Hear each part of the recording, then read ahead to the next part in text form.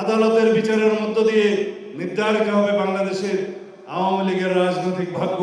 তারা রাজনীতি করতে পারবে কিনা, নির্বাচন করতে পারবে কিনা, কোর্ট ডিসাইড করবে, আদালতের মাধ্যমে ডিসিশন নিতে হবে।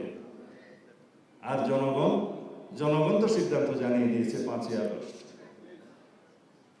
সরকার আইন পরিবর্তন করে সেটা করলেন, কিন্তু অনেক পানি ঘোলা করে।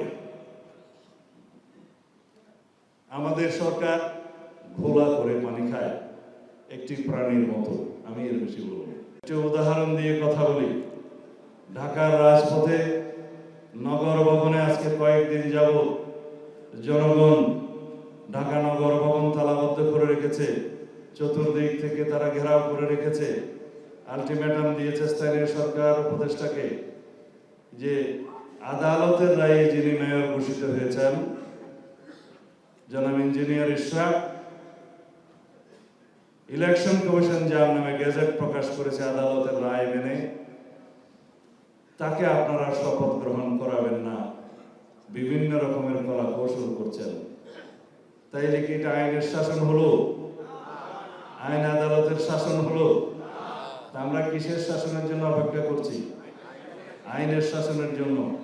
আর প্রফেসর ইউনূস সাহেব এবং আপনার একজন অল্প বয়স্ক উপদেষ্টা স্থানীয় সরকার মন্ত্রণালয়ের দায়িত্ব আছেন, তারা মনে করছেন যে তারা আইনের আদেশ মানবেন না, কোর্টের আদেশ মানবেন না, ইলেকশন কমিশনের গেজেট নোটিফিকেশনকে তারা তোয়াক্কা করবেন না।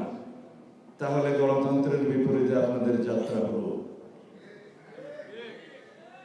আমরা সবসময় আপনাদেরকে সহযোগিতা করেছি, এই সরকারকে সহযোগিতা করার জন্য আমরা প্রতিশ্রুতিবদ্ধ, কিন্তু তার মানে এই না যে আমরা দাসখত দিয়েছি আপনাকে যা করবেন তাই সমর্থন করার জন্য। আমি আহ্বান করছি অতি অল্প সময়ের মধ্যে, পারলে আজকে কালকের মধ্যে ঢাকা দক্ষিণ সিটি কর্পোরেশনের মেয়র হিসেবে আদালত ঘোষিত জনাব ইঞ্জিনিয়ার ইশরাক হোসেনকে শপথ গ্রহণ করানোর ব্যবস্থা করুন। অন্যথায় ঢাকার এই আন্দোলনকে কেন্দ্র করে হয়তো আরো বৃহত্তর আন্দোলন করতে হতে পারে।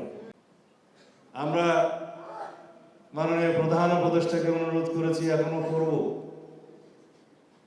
আপনি যত শিগগির সম্ভব বাংলাদেশের জাতীয় সংসদের পরবর্তী নির্বাচনটা ডিসেম্বরের ভিতরেই, যেটা আপনি ওয়াদা করেছিলেন, দেওয়ার জন্য সুস্পষ্ট রোডম্যাপ প্রদান করবেন।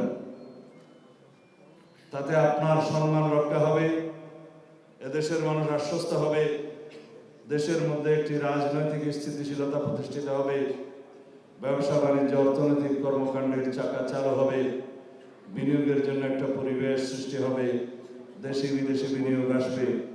আমরা বাংলাদেশের মানুষ সেটাই চাই। যারা আপনার কয়েকজন উপদেষ্টা বিভিন্ন রকমের চক্রান্ত করে দেশে অস্থিরতা এবং অস্থিতিশীলতা সৃষ্টি করতে চায়, তাদের সম্পর্কে আপনাকে আমরা জানিয়েছি। আপনি সেই বিষয়ে ব্যবস্থা নিন, যাতে দেশের স্থিতিশীলতা রক্ষা হয়, কোনো রকমের অস্থিতিশীল পরিস্থিতি সৃষ্টি না হয়, রাষ্ট্রের মধ্যে কোনো অরাজকতার সৃষ্টি যাতে করার কেউ পায়তারা না পায়। আপনি সবার সম্মানিত ব্যক্তি, আপনি সেই ব্যবস্থা নেবেন।